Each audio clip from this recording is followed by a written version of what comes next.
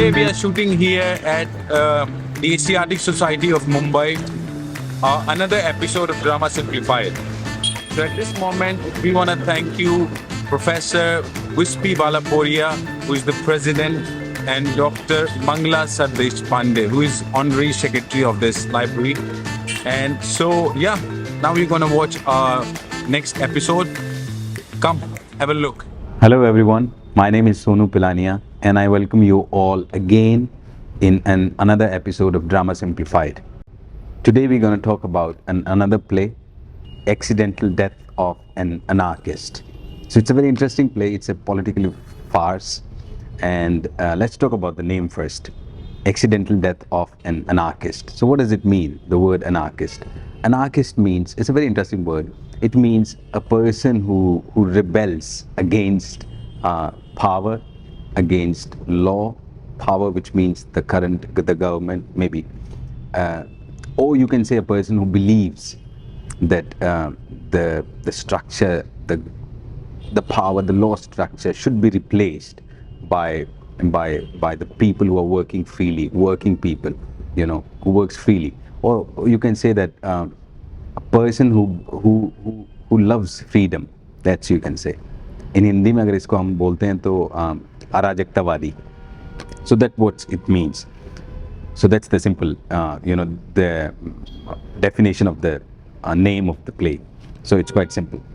There is another. The anarchist comes from a word anarchy, which is also you can say a society which runs without government or law.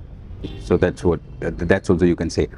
The writer of the play is Dario Fo, which was quite famous or known literary figure of Italy, who wrote this play.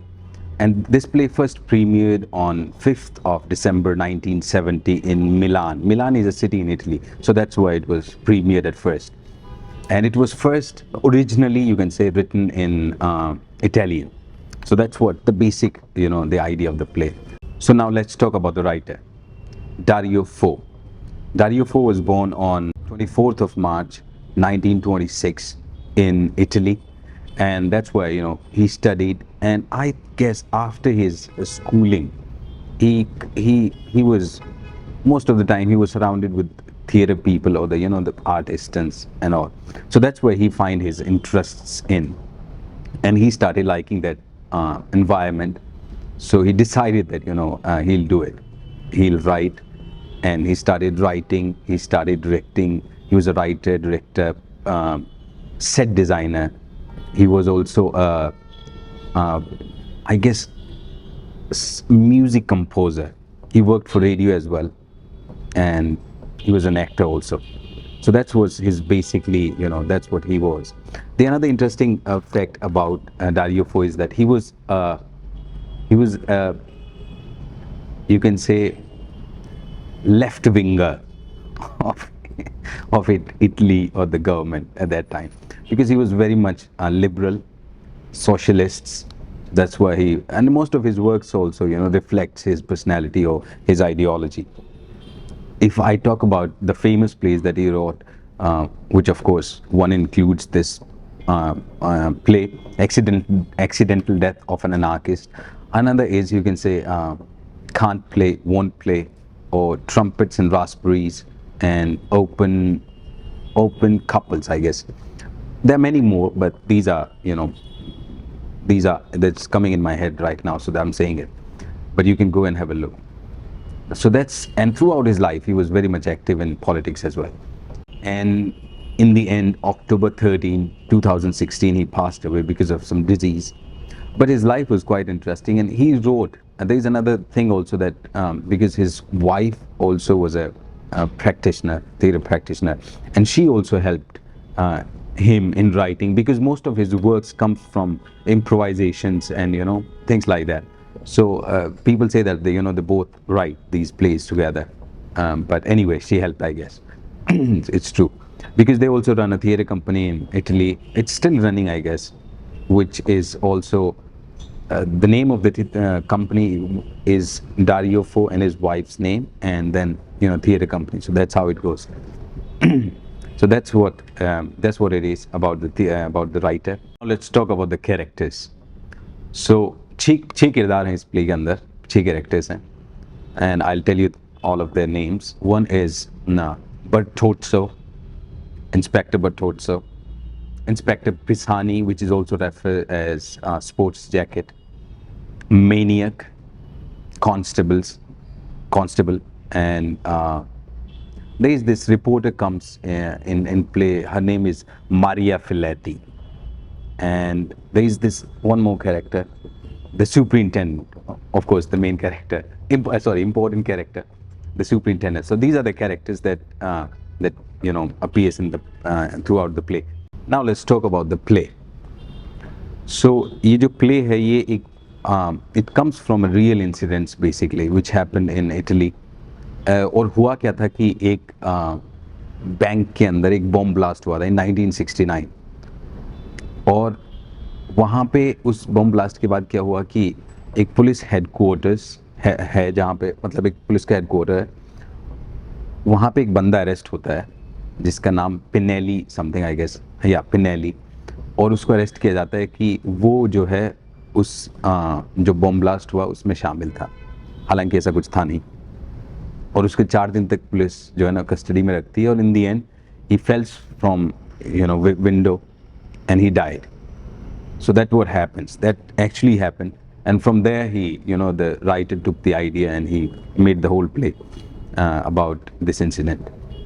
So play शुरू होता है कि maniac एक character है जो बहुत witty character है, एक तरीके से बहुत स्पीडली बोलता है, और जिसको कैरेक्टर्स अलग अलग डिफरेंट किरदार करने में उसको अच्छा लगता है, और एक तरीके से पागल एक उसको कह सकते हैं हम लोग, पागल नहीं कह सकते लेकिन एक तरीके का वैसा ही वो दिखने वाला कैरेक्टर है. वो पुलिस कांस्टेबल जो है ना उसको अंदर लेके आता है पुलिस ऑफिसर्स के पास, और उसका नाम होता है बर्टोट्सो, और वो बहुत दफ़ा अरेस्ट हो चुका है. तो इस दफ़ा जब उसको लेके आ जाता है तो उससे पूछा जाता है कि क्या किया तुमने ये किया वो किया, और अभी तक जेल नहीं गया वो, क्योंकि उसके पास उसके अगेंस्ट कोई भी एविडेंस जो है ना वो अभी तक प्रूव नहीं हो पाया. There are no real evidence that you can put him into jail.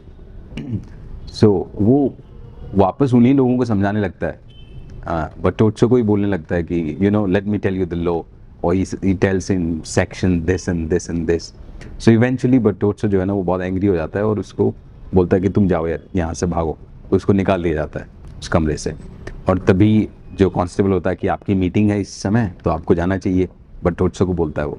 और बर्टोट्सो जो है ना he left the office, and his office was on I guess second floor. It's a 4th-5th floors building.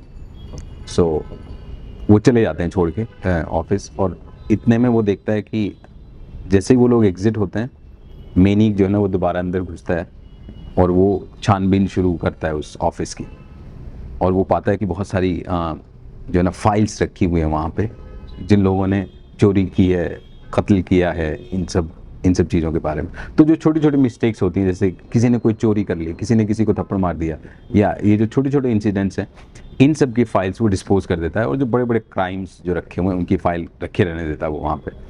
और तभी क्या होता है कि इंस्पेक्टर पिसानी जो कैरेक्टर है प्ले में, जो 4th फ्लोर पे रहता है, उसका कॉल आता है बर्टोट्सो के पास, और वो बताता है कि ऐसे ऐसे जो इंसिडेंट हुआ था, जो अनार्किस्ट था जो खिड़की से जंप कर गया था या धकेल दिया गया था और जो मर गया था, उसकी पूछताछ के लिए या उसकी इन्वेस्टिगेशन के लिए एक वो वकील आ रहे हैं इधर. खैर ये सब उसको बताता है, और उसकी फाइल जो होती है वो नीचे रखी होती है बर्टोट्सो के पास. तो उसका भी वो ही बात कर रहा होता है मेनियक उससे बर्टोट्सो की आवाज़ में या कांस्टेबल की आवाज़ में. तो और उसको रास्पबेरीज के बारे में बोलता है, तो ऑफ कोर्स पिसानी जो है इंस्पेक्टर पिसानी गुस्सा हो जाता है जो 4th फ्लोर पे रहता है, और ऐसे प्ले आगे बढ़ता है. अब मेनी को पता लग जाता है कि ऐसे ऐसे कोई आने वाला है बाहर से जो इन्वेस्टिगेशन के लिए आएगा इधर, जज जो हैं, और तो वो क्या करता है, जज का वो उसी का बर्टोट्सो का कोट और हेड पहन के जज के कैरेक्टर में आ जाता है, क्योंकि he likes playing different characters, और वो उसके ऑफिस में जाता है ऊपर, पिसानी के ऑफिस में. There is another interesting thing here that look at the building. Of the police headquarters. So होता क्या था उस टाइम में कि जो लोग नीचे रहते थे उनकी रैंक्स लो होती थी। मतलब अगर कोई सेकंड नीचे, सबसे नीचे रहने वाले कांस्टेबल, फिर इंस्पेक्टर आते थे, और टॉप फ्लोर पे देन सुपरिटेंडेंट रहता था। तो आप फ्लोर्स के अकॉर्डिंग उनकी रैंक्स का भी पता लगा सकते हैं, जो कि बहुत अच्छे से इसमें दिखता है। तो फोर्थ फ्लोर पे जो है ना वो इंस्पेक्टर पिसानी है, डाउन जो है वो इंस्पेक्टर बटोत्सो हैं, कांस्टेबल्स हैं, और सबसे ऊपर सुपरिटेंडेंट रहता है जिसका उसका ऑफिस है सबसे ऊपर। तो ऊपर जाता है मेनियक जो है वो पिसानी के ऑफिस में, और उससे उस इंसिडेंट्स के बारे में बात करना शुरू करता है कि ऐसे ऐसे गिर गया था वो नीचे, क्योंकि he is portraying himself now as जज। और इंस्पेक्टर पिसानी जो है ना वो थोड़ा सा घबरा जाता है, उसको लगता है कि ये तो बहुत बाद में आने वाला था, ये इतना पहले क्यों कैसे आ गया। खैर लेकिन आ गया तो आ गया। तो वो उसको घुमा रहा होता है, इधर से इधर चीज़ें कर रहा होता है, और पैनिक काइंड की एक सिचुएशन वहाँ पे क्रिएट होती है। तो वो बोलता है कि तुम रहने दो, और मैंने सुना है कि तुम्हारे साथ सुपरिटेंडेंट भी था जब ये हादसा हुआ, उसको बुलाया जाए। तो वो बोलता है कि क्यों ना हम लोग ही उसी के ऑफिस में चलें इस ऑफिस में रहने दें, ऊपर चलते हैं। लेकिन वो बोलता है कि लेकिन एक्चुअल इंसिडेंट तो इसी ऑफिस में हुआ था, खिड़की क्योंकि वहीं होती है, उसको यहीं बुलाया जाए। अब सुपरिटेंडेंट को इंस्पेक्टर बुलाने जाएगा या कांस्टेबल बुलाने जाएगा, so that's a bit rude. Superintendent गुस्सा हो सकता है कि आप मेरे ऑफिस में आइए, मुझे कौन बुला रहा है, ये वाला वो है। खैर वो डर के मारे कांस्टेबल को भेजता है, और कांस्टेबल उसको बुला के लेके आता है। तो सुपरिटेंडेंट बड़े गुस्से में आता है कि how dare you to call me in office, तुम्हें आना चाहिए था मेरे ऑफिस में, तुम मुझे अपने ऑफिस में बुला रहे हो। सो इस वाले एटीट्यूड से वो अंदर आता है, और वो देखता है कि जज वहाँ पे बैठे होते हैं उन दोनों की बातचीत के दौरान। तो देन वो दोनों समझते हैं इस सिचुएशन को कि ये नीकी इन्वेस्टिगेशन में आए हुए हैं, और वो दोनों उससे जज से बात करने लगते हैं। जज जो है ना अभी सवाल पूछे जा रहा है, सवाल पे सवाल हो रहे हैं, और एक ऐसी सिचुएशन क्रिएट होती है इसी दौरान जहाँ पे पिसानी और सुपरिटेंडेंट गुस्सा हो जाते हैं एक दूसरे पे। क्योंकि अभी थोड़ी देर पहले कांस्टेबल बोलता है जब वो नीचे गिरा तो जूता जो है ना वो उसका हमारे हाथ में रह गया, क्योंकि हमने उसे पकड़ने की कोशिश की थी, वो खुद ही गिर गया, तो जूता जो था वो हमारे हाथ में रह गया उसका। लेकिन वो बोलता है कि जूता तो इस फाइल्स में है ही नहीं, क्योंकि उसने बटोत्सो के ऑफिस से फाइल्स ले ली हैं, जो जो चीज़ें उसको उसमें मिली हैं, उससे जो आदमी मरा है उससे जो जो चीज़ें बरामद हुई हैं उसमें जूता तो नहीं है, ऐसे कोई एक जूता नहीं है। वहाँ पे जो चीज़ें मिली वो दोनों जूते वो पहने हुए था दोनों, तो ये तो झूठ है। तो ऐसी ऐसी चीज़ें पकड़ी जाती हैं। तो वो दोनों आपस में सुपरिटेंडेंट और इंस्पेक्टर पिसानी जो है ना वो गुस्सा हो जाता है, गुस्से गुस्से में बोलते हैं कि हाँ, सुपरिटेंडेंट को बोलता है पिसानी कि तुमने धक्का दिया इसलिए वो गिर गया। अब ये सब चीज़ें रिवील हो जाती हैं, और वो सुन रहा होता है बैठ के, क्योंकि वो इस इंसिडेंट के दौरान भूल जाते हैं कि जज जो है ना वो सुनाई दे रहा है, क्योंकि वो बहुत ज़्यादा इन्वॉल्व हो जाता है इस पूरी सिचुएशन के अंदर, गुस्सा हो जाता है एक दूसरे पर। तो खैर इतनी देर में फ़ोन बजता है, और पिसानी के ऑफिस में फ़ोन बजता है। तो ऑफकोर्स पिसानी फ़ोन की तरफ बढ़ता है, तो पता लगता है कि मारिया फिलेती जो कि रिपोर्टर हैं वो आई हुई है नीचे, और वो सुपरिटेंडेंट से मिलना चाहती हैं, इंस्पेक्टर पिसानी से मिलना चाहती हैं। तो अब जज को तो ये लगता है कि ये तो बहुत अच्छा हो गया, वो भी आ गई। तो खैर वो इसलिए आई हुई होती हैं क्योंकि सुपरिटेंडेंट ने उनको बुलाया होता है कि शायद वो उस इंसिडेंट के बारे में थोड़ी सफाई देंगे या चीज़ें बताएंगे, तो चीज़ें थोड़ी हल हो जाएंगी। लेकिन होता क्या है कि वो इंसिडेंट और थोड़ा भड़क जाता है। तो जैसे ही वो ऊपर आती हैं तो मेनियक और सुपरिटेंडेंट, जज और सुपरिटेंडेंट का of course the status is not quite similar, but they are the top most, so they are playing very friendly now. तो इस दौरान क्या होता है कि मेनियक बोलता है कि मैं जज नहीं, मैं कुछ और बन जाता हूँ। तो वो एक थर्ड कैरेक्टर बन के अंदर आता है, और जो उससे बात करता है रिपोर्टर से। और रिपोर्टर जो है ना वो पिसानी से और सुपरिटेंडेंट से सवाल पूछ रही होती है उस इंसिडेंट के बारे में। और इसी दौरान वो झूठी घटनाएं बनाता है, बोलता है कुछ का कुछ, और ये भी पता लगता है कि जब वो गिरा नीचे तो उसकी गर्दन पे चोट का निशान भी था, मतलब किसी ने उसको मारा है या कैसे वो गिरा है। ये इंसिडेंट है बेसिकली मेन, कैसे वो गिरा, जिसके इर्द गिर्द पूरा प्ले जो वो चल रहा होता है, और रिपोर्टर अंदर सवाल कर रही है। ये सब चीज़ें जब वहाँ चल रही। खैर ये व्यक्ति जो है वहाँ से कोई और कैरेक्टर बन जाता है उसके बाद, और डिफरेंट कैरेक्टर्स बन के अंदर आता है, और घुमाने की पूरी साजिश चल रही है इनकी। तो इन सब के बाद बटोत्सो अंदर घुसता है, जो कि नीचे इंस्पेक्टर है, जो नीचे फ्लोर पे रहता है, और वो ऊपर आता है। वो ऊपर आता है बॉम्ब की एक रेप्लिका लेके, जो कि अभी मिला है, क्योंकि जो बॉम्ब इंसिडेंट हुआ था मिलान में, उस दौरान खैर वो हुआ तब बहुत से लोग मारे गए थे उसमें, बहुत से लोग जख्मी हो गए थे, और उसी दौरान कुछ बॉम्ब्स भी मिले थे अलग अलग प्लेसेस पे, जो कि फटने वाले थे, नहीं फटे थे अब तक। तो वो खैर कैप्चर कर लिए गए थे। तो वो रेप्लिका लेके आता है एक बॉम्ब की, ऐसे ऐसे ये बॉम्ब जो है ना वो ऐसा था, ये था। तो इस दौरान होता क्या है कि वो देखता है कि ये कोट और ये जैकेट और ये हैट तो मेरी है। तो वो धीरे धीरे रिकग्नाइज करता है कि ये जज नहीं है, ये मेनियक है बेसिकली, जो इनको इतनी देर से बेवकूफ़ बनाया जा रहा है इधर। तो वो जैसे ही बोलने को होता है तो सुपरिटेंडेंट और इंस्पेक्टर जो है ना वो उसको एकदम चुप कराते हैं कि नहीं नहीं नहीं, तुम्हें नहीं बोलना, चुप रहो, हम लोग बात कर रहे हैं, तुम नहीं बोलोगे बीच में। हर वो उतावला हुआ जा रहा है कि मैं बताऊं इन लोगों को कि ये इज़ अ फ्रॉड। तो इवेंचुअली क्या होता है कि बटोत्सो जो है वो बहुत ज़्यादा हाइपर हो जाता है। तो वो पिस्टल निकालता है और सुपरिटेंडेंट और इंस्पेक्टर को बोलता है कि आप लोग पीछे होइए और मेरी बात सुनिए जो मैं बोलने वाला हूँ अभी। और वो जो पत्रकार होती है जो वहाँ पर रिपोर्टर आई हुई थी, मारिया फिलेती, उसको बोलता है कि आप इन पे ना हैंडकफ्स लगा दीजिए इनको।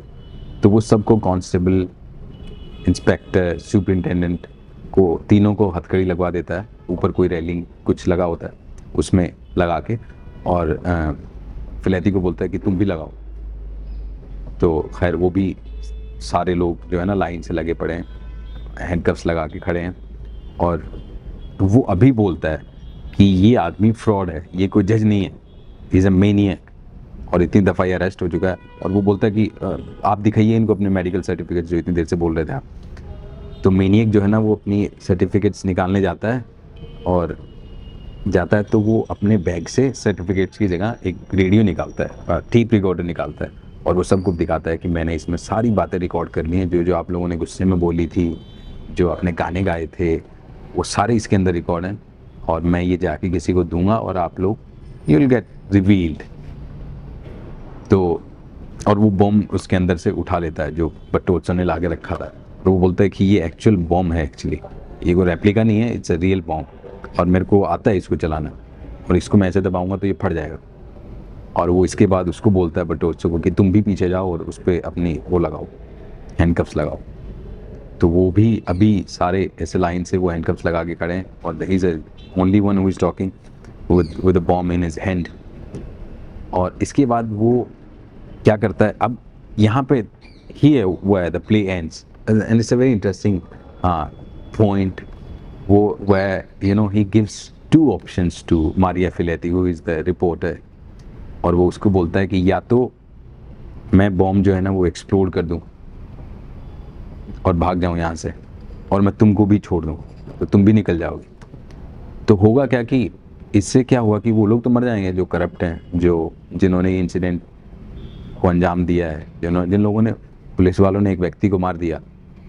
तो इससे क्या होगा कि तुम लोग भी फिर एक्सट्रीमिस्ट जो धारा है एक तरीके से जिसमें मैं भी शामिल हूँ, या तो तुम उसमें आ जाओगे, फिर you won't be very you won't be doing the job of the media that it's suppose to be done. और या ये ऑप्शन होता है कि मैं जो है मैं तुमको चाबी दे दूं इनके कफ्स की, और तुम इनको खोल दो और ये लोग चले जाएंगे। तो इवेंचुअली वो, अब दोनों पॉइंट्स को आप देखते हैं, तो वो खोलती है उनको ताकि ये सब लोग चले जाएं, लेकिन इन दी एंड उनको पता लगता है कि इसको तो सब कुछ पता है, तो वो उसी को बांध देते हैं उल्टा, और बॉम्ब जो है ना वो ब्लास्ट हो जाता है। तो दो ऑप्शन है, जहाँ पे वो खुद मर जाती है और ये सारे लोग निकल जाएं, या वो निकल जाए, ये सारे लोग मर जाएं।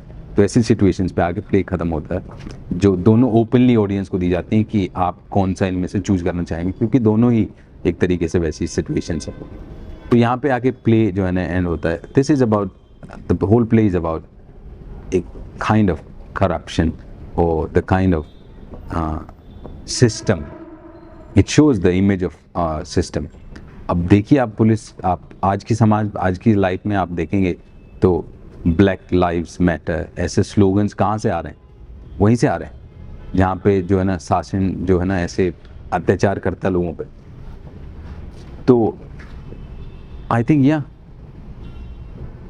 एक पुलिस की पूरी जो स्ट्रक्चर है उस पर बहुत बड़ा क्वेश्चन है ये प्ले, कि क्या ऐसा होना चाहिए।